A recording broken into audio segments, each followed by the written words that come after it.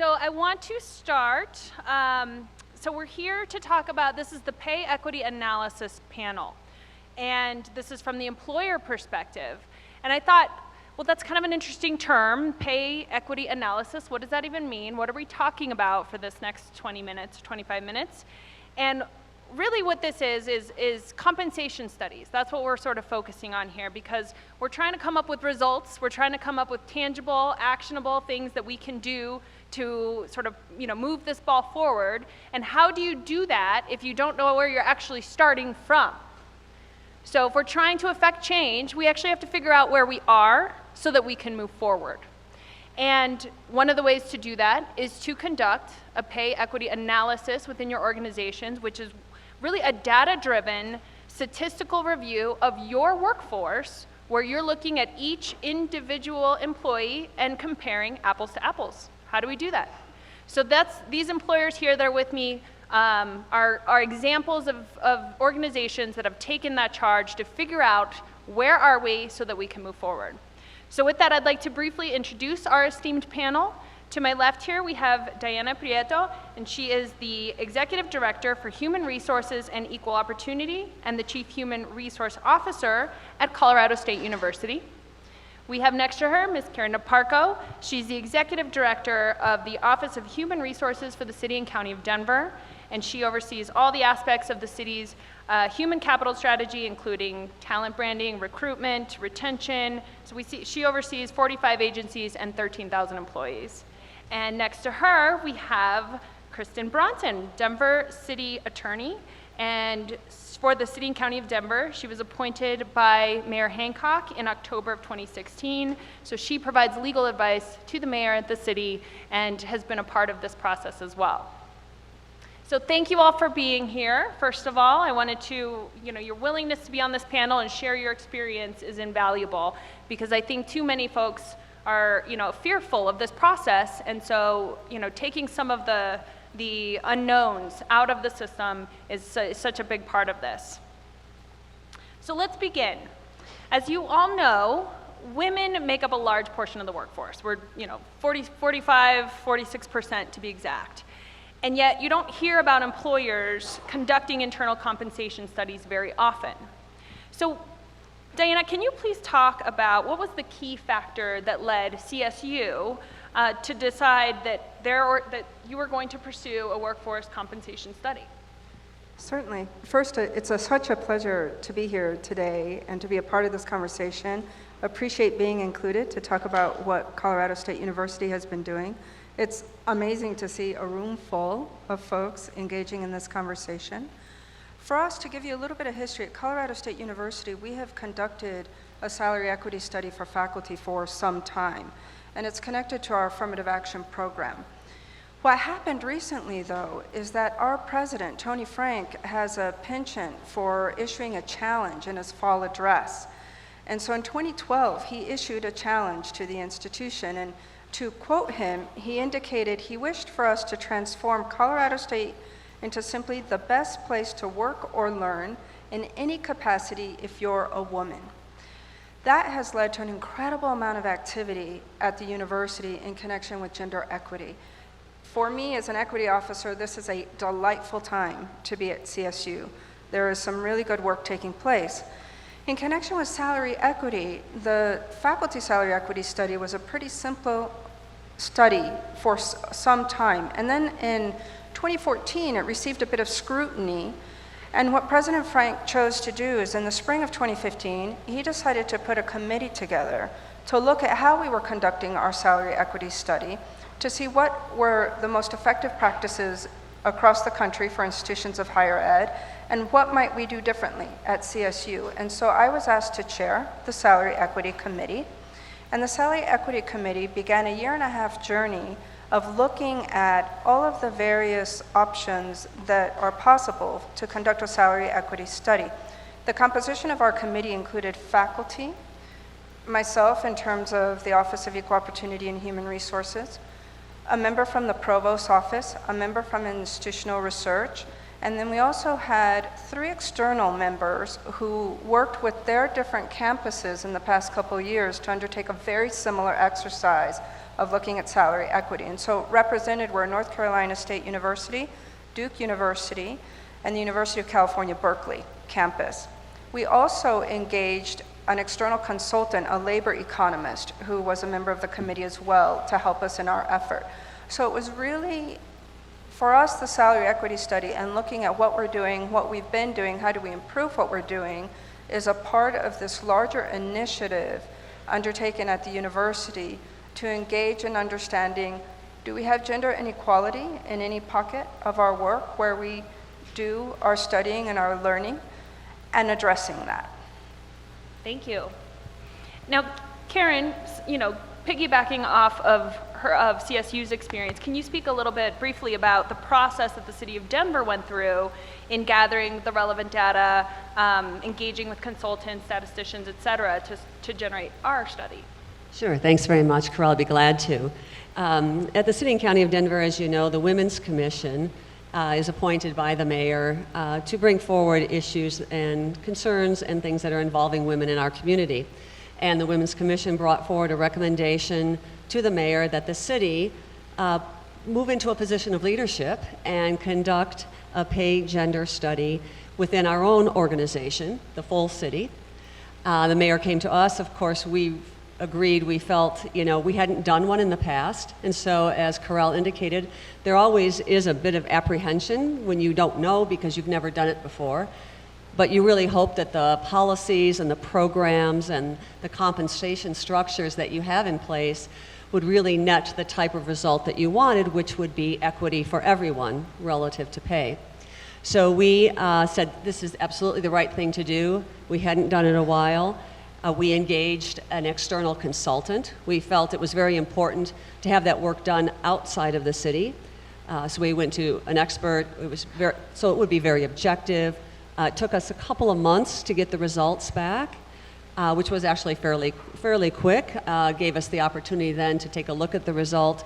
And of course, as you heard from Mayor Hancock this morning, we were very, very pleased to learn and affirm for us that Denver is a city that pays equitably regardless of who you are in the organization. A few months ago, we put out a press release announcing that as well, and since then we've started certain programs and things to support this effort even further, to recruit people and women and people of color, but also women in positions that are traditionally male-dominated positions, those types of things. So it's really spawned a very strong and renewed effort on our part to get very focused on not only recruitment, but also talent development within the city. Thank you, Karen. Now, both of you have mentioned, the leaders of your respective organizations in your answer. You mentioned President Tony Frank and how he wanted the CSU system to be the best place for women to work, as well as Mayor Hancock's efforts within the city to ensure that equity was a priority. That said, why was it so important to have the support of your organization's leader in getting the compensation studies accomplished and completed within each of your systems? You raise a critical point. It really requires the support of your leaders to make this happen. It can be a pretty intimidating exercise to undertake, not knowing what the results are going to be. And certainly you have to do something with the results. You can't ignore the results. There are a lot of liability issues in connection with that. So it really takes courageous leadership, frankly, to say, this is something we should be doing. Let's do it, and we'll figure it out, and we'll decide what we need to do, and we'll put some pieces in place to deal with whatever changes need to occur as a result of the conclusions, the outcomes of the study. I have spoken about President Frank's support, but would also mention that we have support from key administrators at the university to do this, and that has been critical, including our provost and our vice president for university operations. You need that leadership to be able to undertake a transparent and full review of salaries. So I would say it's absolutely critical. Thank you. Yeah, I'll just very briefly echo Diana's comments. Your leadership sets the tone in your organization. They help define the culture. They set the tone of what is acceptable, what's not, what's the right thing to do. And so to me, it's absolutely critical that you have that support at the highest levels and that support is shared and talked about right throughout the organization. I remember Mayor Hancock saying, this is the right thing to do, we're going to do this. And that's really how we felt. So having the strength of his leadership, as well as other leaders in the city, I mean, it was the right thing to do. And again, we're very pleased and honored with the results. I mean, we feel good about the opportunities that we're creating at the city. Do either of you feel that it changed, having this sort of top-down support and approach, did it change the types of questions that were asked or introduce different types of challenges, knowing that the accountability went all the way to the top? Both. So it certainly changed the questions in that it allowed us to take a very open and broad approach to looking at salary. I mentioned the Faculty Salary Equity Committee, but understand that this committee looked at faculty salaries. What the committee recommended as a result of the work that we did was also translated into our staff salary analyses that we do at the university. So it's across the institution, all employee groups. What it meant to have this support was the ability to engage in some very broad and difficult conversations that are much easier to have when you know that you have the support of your leaders, and your leaders are willing to be with you in that conversation. So you're not alone in the conversation. They're a part of the conversation as well. The challenges that came with it is when you are that transparent, when you're engaging in that much communication and conversation, it invites a lot of questions. And it invites opening the door into other areas, because to conduct a salary equity study, certainly there is the statistical work that needs to be done, and that's an effort, and it's a big effort. But then you engage in conversations about, all right, this is what the statistics tell us, but why are the statistics like that? What are some of the other conversations that we need to engage in that are about ensuring equity with professional development, with opportunity, and other areas that lead to the positions that women might hold and the salaries that their positions may have? And so it adds that additional challenge of opening the conversation in many ways that are important, and they're important conversations to have. Thank you. Now, Karen, can I ask you, what did you find in your, typically these types of studies are seen as very one-sided, that they really benefit the employees, because at that point, everybody is, there's going to be a deep look into how things are being done. How do you find that this actually benefits the employer? How did the city of Denver benefit from this pay equity study?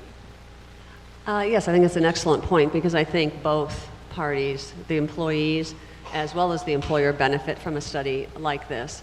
One of the things that we are now able to say, and the mayor proudly said, and I see Cindy Bishop, who heads our talent acquisition organization here, she's able to say to candidates when they apply to us to work at the city, that this is an environment where you will be treated fairly relative to your pay. You know that this is a pay equity organization, and that, we believe, is something that candidates want to know, that, and that it's a very positive thing to them. So I think for us, that's just one example of the positive nature of it. And would you like to? Sure, certainly. I think that's really important from the recruitment standpoint, and I would love to hear Karen talk a little bit too about some of the programs that the city has implemented and is continuing to implement around bringing women into the higher paying jobs. Because one of the things we learned with our pay equity study is that while we're paying like work for, like pay for like work, what we did find, though, is that women are still going into the lower paying jobs, and that we still have a problem in ensuring that we recruit and retain women into jobs involving law enforcement, jobs involving engineering, jobs that pay higher than perhaps social work or human resources, some of the other things that women tend to go into. And I think that's been a real opportunity for us. Yes, thanks, Kristen. That's an excellent point. Because some of the follow-on activities for us, and there were things that we were starting along the way, but one of the big areas for us was to develop an employment brand for us, create awareness about the city and county of Denver and the opportunities that are available. And we found, too, through our study, that were a certain number of jobs that men would typically apply for and that women would typically apply for or pursue as careers. So as part of that whole branding exercise, we identified brand champions, our employees, and several of them were individuals, women and people of color, who were in non-traditional jobs. and we highlighted them through posters, through our collateral, through our videos. Cindy's group, along with Diane Verdevec, who heads our marketing communications group, we created it's a small thing, small little business cards, but it highlights our people, women who are in engineering roles, or women in the city who are involved in the infrastructure, construction, public works opportunities. And we use those in recruiting. We go to various career fairs and job fairs that again provide opportunity to meet and to introduce people to the city and county of Denver and the opportunities that we provide. We are promoting tuition assistance and educational assistance and ensuring that those individuals within the city that have the opportunity and commit to higher education, or even starting with an associate's degree, we're hoping to be able to offer that to employees in the future as well. So it's a combination of creating awareness, creating development opportunities, and really starting the conversation to let people know and to let our employees be aware that there are other opportunities for you and you can pursue them here at the city. And for our leaders, back to Carell's question, I think it really gives the leaders the opportunity to start thinking about things like workforce planning. And how do they identify a group of candidates within the organization, individuals that could be candidates for future jobs in the city? And how do we do that? So it's created a level of awareness that I think may not have been there at that level in the past. Thank you. I think that raises a really good point, and that is that there are outcomes that are directly born from this information, which is exactly sort of the catalyst is to know where you start so you can know where you want to go. And so, Diana, would you speak a little bit as to CSU's efforts? I know that CSU recently unveiled a new salary equity model designed to ensure gender parity within the system. Can you talk a little bit more about how that works and what your next steps essentially were as a result of your study? Certainly. So to share a little bit of information about our study looked at gender, and it also looked at minority status as defined by the federal government.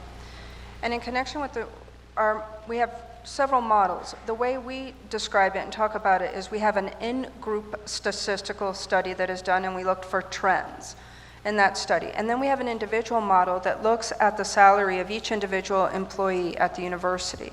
And what we do with those results is where there are some concerns that are raised as a result of the study, either of the studies, we take a deeper look and try to understand what are the factors at play. So for example, with the individual study, we want to understand every individual salary that is 20% above or below a predicted level. We want to understand why is the salary there, and are there some steps that we need to take. Those are the immediate actions in connection with the salary equity study. But then in keeping with our environment, and I would echo your comments about the conversations that take place, the awareness that is brought about, we then are having conversations that fall into some of the areas that I alluded to earlier, which is, as a supervisor, as a manager, are you mindful when opportunities are available for professional development or to work on a project or to take on an initiative? Are you being mindful about your selection of who gets to lead that or who gets to participate? And so we are now, as a result of the conversations that have taken place around our salary equity study, delving into some other areas. For example, service for faculty and performance of service by often predominantly female faculty in the department. And so we're looking at equity in other areas that have been, the conversation has been spurred on by our salary equity work. Great. Those are so inspiring. And I think one of the things I definitely don't want to shy away from is understanding that this is a scary exercise. And I can understand how an organization, an employer, especially of a large group of people who maybe, feels this behemoth is hard to wrangle, would have those kinds of concerns. And so this question is actually for Kristen.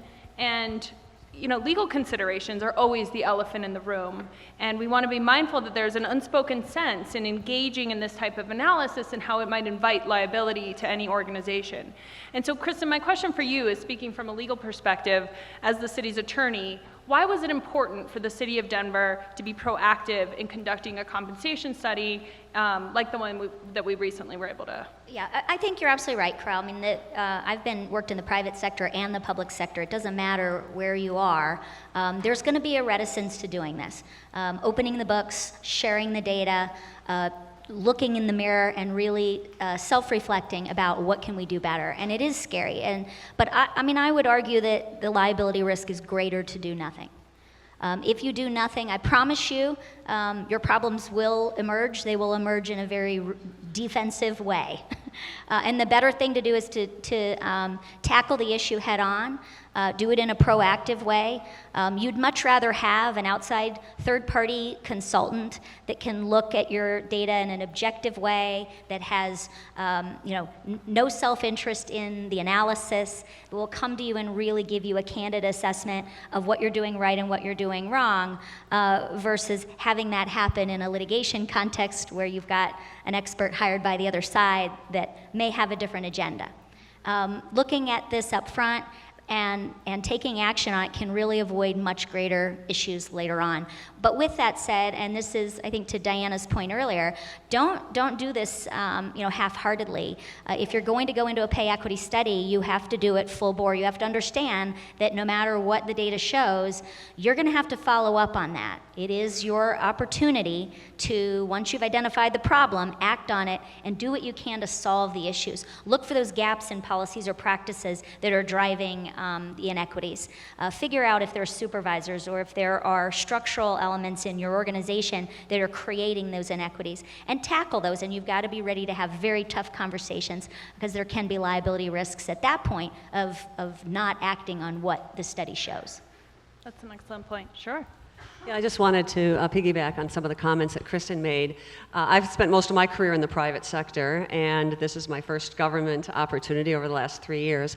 And what I've learned in being in the government sector is we do pay closer attention to the policies, the programs, the structure by which we hire people, promote, develop, those sorts of things, in a different way. So we have a few more rules, things that we follow that provide a lot of the checks and balances that allow us to be able to be a little more certain and a little more confirmed that with the decisions that we're making relative to pay are right on. And I think that going through this study, for me personally, really gave me an appreciation for the fact that we have a structure within the City and County of Denver that really makes sure that when we make those decisions, people are looking at them, we're checking, there are checks and balances everywhere to make sure it's been done right. So I think that really makes a difference, and I didn't find that as heavily in the private sector.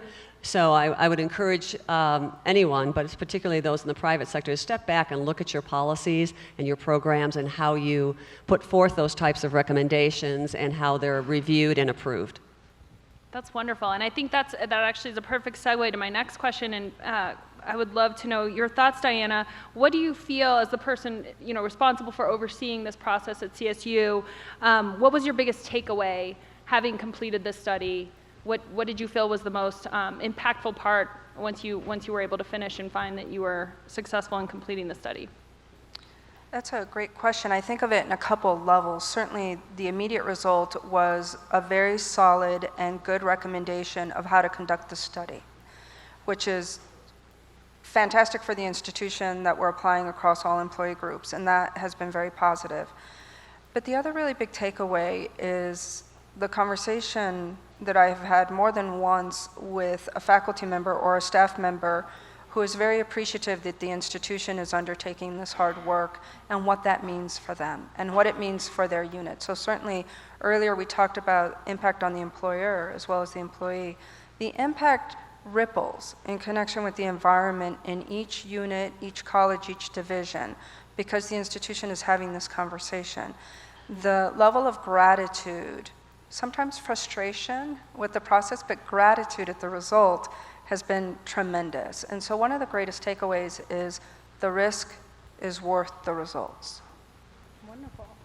And that, I would love to, we are running short on time, so I would love each of you to comment briefly in conclusion, one specific way in which you feel that your organization is stronger for having gone through this process. And Kristen, can we start with you? Sure. I guess we're stronger for having done it because we had the courage of our convictions, and that really says a lot. I mean, it's not easy to go through this process and not know what the outcome's going to be, particularly when you put it in the hands of a third party. So I think that we have said to our employees, we've said to our community, we're going to live our values. This is an important issue for us. Pay equity, gender pay equity is something that the city is serious about, and we've shown it by looking in the mirror and really carefully examining how we pay our employees, and are we doing that fairly. And I think now our real call to action is to challenge other cities, to challenge other government at all levels, but also our private sector to do the same, knowing that it's a tough call to make, but it's well worth the ride. Yes, and I would absolutely ditto everything that Kristen has said. I think as I look internally for the city, what this has done for us is it's affirmed for us that the practices, the policies, the approach that we take is sound, which is sound and fair, which is really great. It's now actually for us created other opportunities. How do we now change the picture for the future? How do we have even greater impact? How do we create more opportunities for people to move from one position or one job within the city to something different? And how do we help them get there? How do we create the connections? How do we do all the things that demonstrate the values that we have as a city and help make our city stronger and more sustainable? Would you like to? For us, similarly, I would echo both comments. In addition, it is so important when the walk follows the talk. And that's what this exercise did at CSU. It just really emphasized the president's commitment to gender equity, and it has allowed for a level of transparency and conversation that didn't exist before. And that has had a tremendous positive impact for us and will continue, I believe, to impact positively the work that we're doing. Thank you all so much for providing your perspectives. I think this was an important exercise to sort of demystify this very important exercise for all folks, both private sector, public sector, nonprofit. I think everyone can take a lot of value from really assessing where you are, because that's where you figure out where you're going. So thank you again for the opportunity to speak with all three of you. You have been invaluable to this exercise today.